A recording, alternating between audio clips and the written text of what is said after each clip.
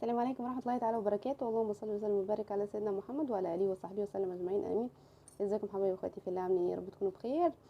هنعمل النهارده فيديو جديد. هنشوف هنعمل ايه في الدهب ده. حاجة بجد هتفرق معاكي. تعالوا نشوف الفكرة. والعيد بقى على الأبواب، ودي هتنفع في الأعياد بالذات والمناسبات. وكل سنة وانتم طيبين. تعالوا نشوف الفكرة سوا وهنعمل ايه من غير ما اطول عليكم. لازم تعملي زي قبل كل عيد. انا بجيب الدهب ولمعه. في ناس كتير بتروح بره تلمعه بره، لكن انا بلمعه في البيت بطريقه سهله جدا.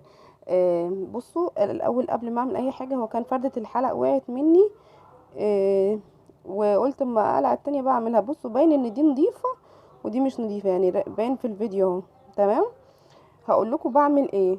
في طريقه ان انت تنقعيه في ميه سخنه مغليه يعني، وشويه بريل وفتره، وبعد كده تجيبي فرشه اسنان وتدعكي. لكن انا بعمل بطريقه اسرع، والكلام ده بيجيب نتيجه معايا. لكن لو انت الدهب بتاعك مش نظيف او مثلا ما جابش نتيجه، ممكن تنقعيه. بس انا بعمل ايه؟ صابون ابيض اللي هو بتاع المواعين ده، وبجيب الدهب ماشي، وبدعك كده كده كده مش بدعك. بصوا بغسل الدهب كله كده، اي حاجه عندك. بصوا وعلى آه تيجي بقى على ايدي تلاقي الحاجه منوره في ايدك كده. بصوا انا جبت كل الدهب بقى بالمره، حتى حلق بنتي وفرده برضو وقعت، قلت ما اخد التانية. بتقعدي تعاكي فيها كده لحد ما ايه، تاكدي انها لمعت. بصوا انا هوريكم بقى قبل وبعد. بصوا مثلا ده حلق بنتي اهو، ده من ساعه ما كان في ودانها، من ساعه ما اتولدت بقالها سنتين اهو، وما اتقلعش من ودانها. فانا برضو هنضفه معاكم واوريكي.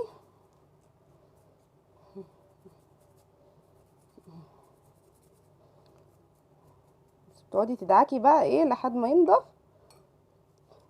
طبعا زي ما قلت لك، لو حاسه ان الدهب مثلا اللي فيه ده مش هينضف، انقعيه عادي في الميه والبريل، وهتلاقيه نضيف معاكي برضو. وانت بتدعكي هتلاقيه بيطلع معاكي بكل سهوله. لكن انا عشان بعمل اول باول بينضف معايا على طول. تمام. هو الحلقه انا حاسه انه عشان زي ما قلت لكم بقاله سنتين فهياخد وقت شويه.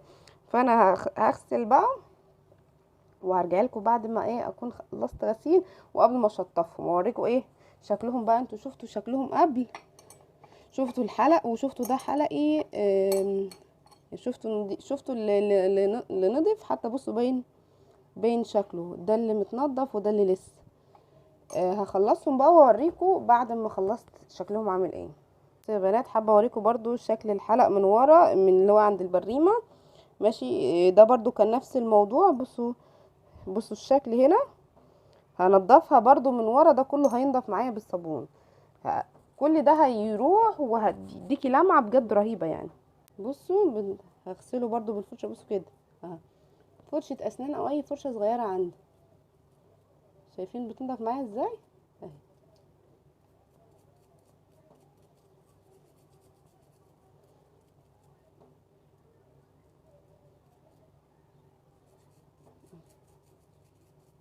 خلي بالك لو الحلق فيه حتت صغيره ولا حاجه،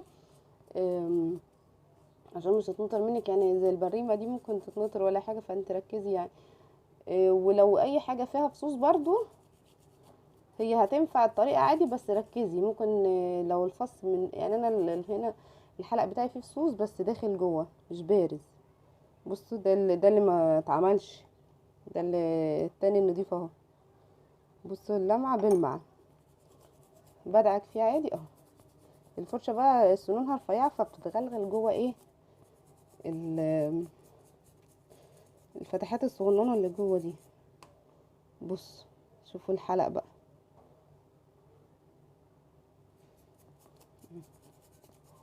هكمل تنظيف وارجع لكم. بصوا يا بنات انا كده خلصت دعك. ادي الحلق اهو من ورا.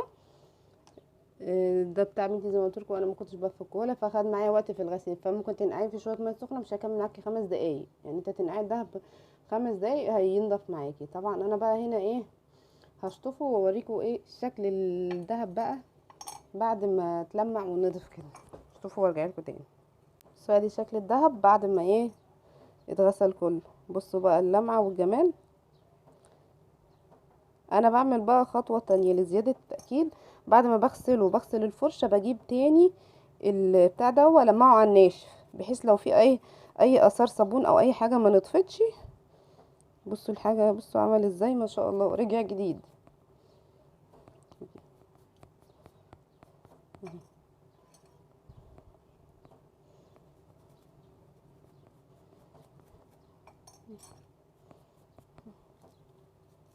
امسكها كلها، عيد عليها كده بس بالفرشه سريع، يعني ممكن اثر صابون، حاجه ما تكونش نطفت كويس بالميه.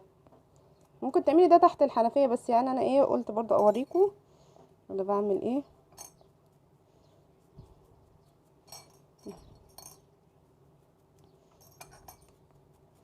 بصوا في ثواني الذهب هيرجع يلمع تاني. هشطفه بقى الشطفه الاخيره واجيلكم. بصوا اصلا لمعته باينه من من غير ما اشطفه. هشطف وارجع لكم تاني. بصوا بقى، بصوا بقى الجمال والحلاوه والنظافه. بصوا بصوا الذهب اصلا في الاول كان عامل ايه، وبصوا دلوقتي بيلمع ازاي ما شاء الله تبارك الله. بصوا، بصوا ده خاتم تعبني.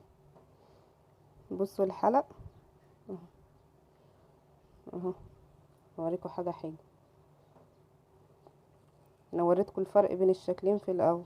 تمام، ادي الاتنين اهو.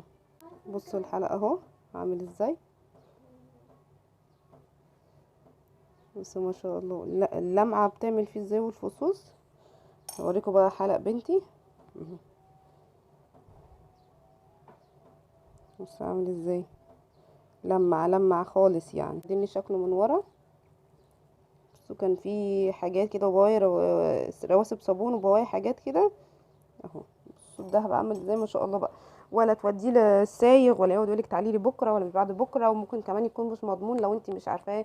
يعني في ناس كتير بتعمل كده الا من رحم ربي، ياخدوا الذهب يعني عندهم زي مكنه انا شفتها كده على النت بيعملوها، بيكحتوا من الذهب، بيبردوا منه شويه، وده بدون علم اصحابه. يعني واحده رايحه توزن فيعملوا فيها كده، واحده تغسل الذهب او تلمعه فبيعملوا كده. وهم اصلا دي طريقتهم برضو في الصاغه، يعني احنا واخدين الطريقه دي من الصايغ نفسه. فبدل بقى ما تكلفي نفسك وحاجتك تروح بره وكده، لا في بيتك ما كملش 10 دقايق معاكي هتلمي الذهب تعملي كده. وبجد هيفرق معاكي في نفسيتك، وهتحسي كده ان الذهب بيلمع في ايدك بقى، او في يعني لو كان حلق في ودنك. وهيفرق معاكي في نفسيتك جامد، وكفايه ان انت عاملاه في البيت اهو.